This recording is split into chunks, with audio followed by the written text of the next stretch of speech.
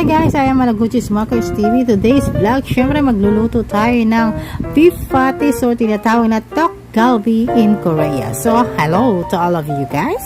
This is our ingredients today: beef and pork ground. Ayan, ground, yung giniling. Ayan, patiktikin po yung ating mga giniling, tanggalin yung excess na tubig niya or yung dugo niya. So, yan, nakatiktik siya sa ating streamer. Ganyan po dapat ang gagawin.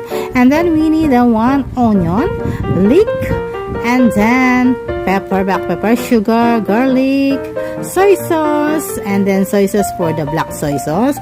Ayan, oyster sauce, sesame oil, and mirin, and then palm oil. Ay, palm syrup. Ayan.